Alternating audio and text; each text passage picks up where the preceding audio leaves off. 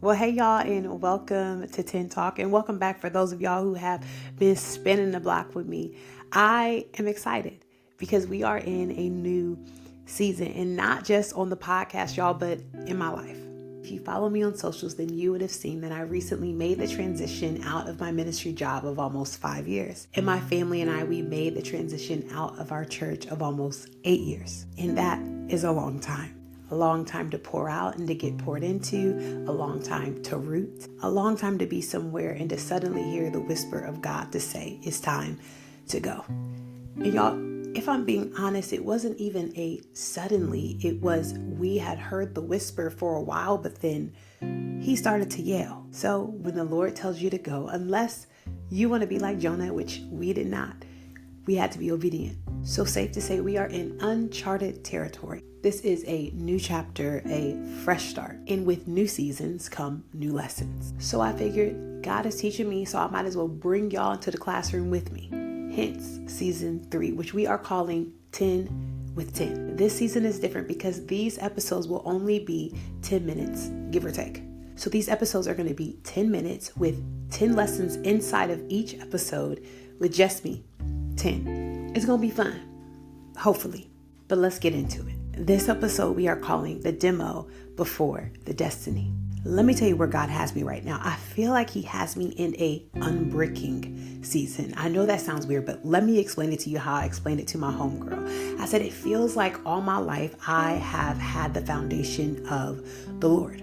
And after so many years, there have been bricks that have been laid on top of the foundation. Brick of identity, brick of purpose, brick of calling, brick of people, brick of relationships, just brick after brick after brick. And what it seems like now is that the Lord is unbricking me. And so what I mean by that is it feels like the Lord is taking each brick that I have laid on top of the foundation of him, and he is removing it slowly and gently. And y'all, he's doing it so that at the foundation, at the root of it all, I can get back to simply Jesus. So we're getting back to the foundation of it all. So lesson number 1 of this episode is this: not every brick is bad. Some are just in the wrong place. Some of the things God is shifting are good things. They were blessings, responsibilities, opportunities, relationships, assignments. But over time, if I'm honest, I slowly put them into positions they were never meant to hold. Some bricks were only meant to support me, but I elevated them. Some bricks were meant to compliment me, but I let them define me. Some bricks were meant to just help me, but I let them lead me. And the Lord showed me this. He said, girl, the brick isn't wrong. The placement is. Because a good brick in a bad spot can still break the whole wall. God is a God of order. 1 Corinthians 14:40, it says, let all things be done decently and in order. There is a method to the way that the Lord does things. There is a method to the way that he removes things. Now, he isn't removing everything, but he's rearranging things. Lesson number 2. Demo isn't always destruction, it's divine assessment. Before a builder demos anything, they do a full assessment. They check the structure, they inspect the cracks, they apply pressure to see what holds and what gives. And God does the same thing with us. If something starts to shift in your life, it doesn't always mean that God is angry. It means that he may just be reevaluating. Is this stable enough for the next? Is this relationship aligned to where I am taking you? Is this identity attached to me or to people? And is this confidence rooted in calling or in approval? Y'all, he pressures what needs strengthening. He exposes what needs support, and he tests what needs reinforcement. We should also be asking the Lord to test us.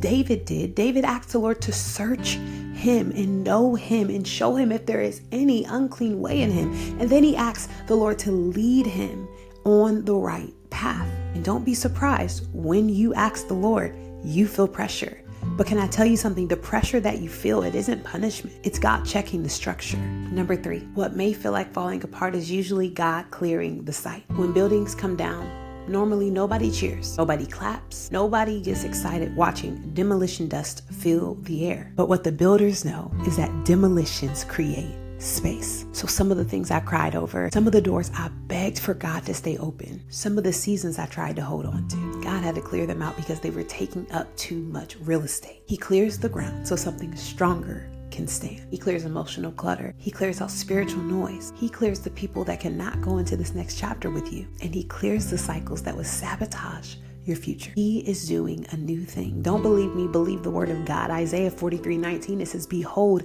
I am doing a new thing. Do you not perceive it? So yes, there is some demo that comes with the new, but can I encourage you that sometimes the collapse is actually just God making room for what's next.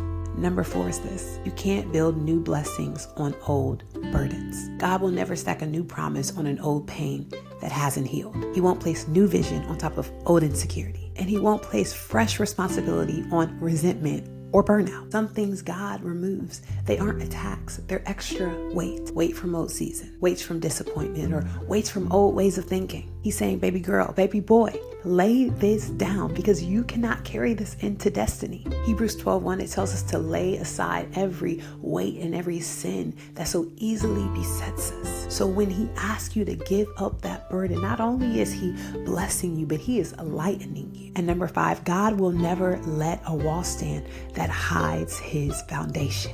This is that unbricking I'm talking about. If Jesus is not visible underneath what you are doing, then he will expose it. If your identity becomes your activity, then he will interrupt it. If your confidence is built on people's applause, then he will confront it, because he refuses to let anything cover the cornerstone. So if he starts pulling down a wall that you're proud of, if he starts unbuilding something that you thought was good, it might be him saying, daughter, son, I can't see me in this anymore. It's time to get back to the foundation. 1 Corinthians 3:11, it says this: no other foundation can be laid except Jesus Christ. Him exposing our foundation is not punishment.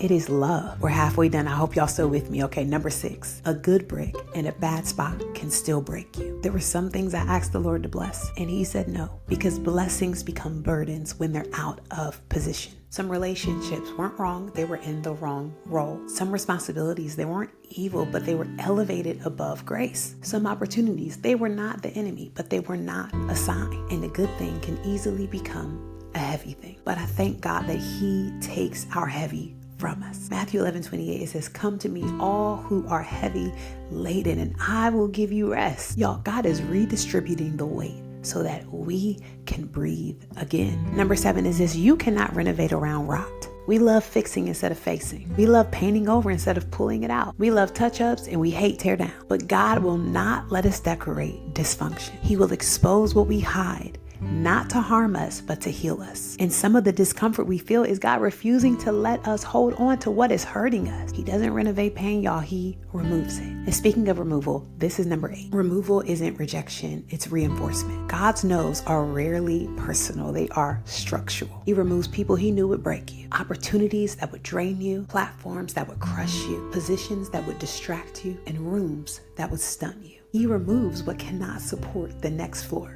Another way to say this is out of John 15, and it says that he prunes every branch that bears good fruit, but he cuts every branch that does not bear fruit. And to cut from God is never to harm us, but to strengthen us. Number 9 is this: dust in your life is not a disqualification. Yes, demolition seasons are messy. Your emotions get loud. Your environment may look chaotic. Your routines feel disrupted, and y'all, I get this more than you know. But here's the thing: dust doesn't mean God is done. It actually means quite the opposite. It means that God is still working. Because here's the thing: if he abandoned the project, then everything would be untouched. There would be no dust particles anywhere. But the fact that he's still shaking things, moving things, exposing things, means that you are under construction. And that ain't a bad place to be, because after all, he was a carpenter. And the thing about this carpenter is that he will finish the job. Philippians 1:6, it lets us know that the work that he began, he will complete. So when you see the dust, don't let it discourage you. Let it be a reminder that he is not done. And our last lesson is this, number 10. God tears down what wasn't built with him so that he can build what will stand for him. Rewind that if you need to. I know it's a mouthful. This is the part we forget. God always rebuilds. He tears down what would have failed later so that he can rebuild what will last forever. He rebuilds identity. He rebuilds confidence. He rebuilds faith and trust. He rebuilds clarity, and y'all, he rebuilds purpose. And can I tell you, when he is done, the walls are stronger. The foundation is visible, and the structure can finally hold the weight of where he's sending you. So if your life feels messy, loud, exposed, shifted, stripped, I need you to trust me. This is not destruction. This is design. This is destiny. This is God making sure that what he builds next won't crumble in the future. This season right here is demo before the destiny.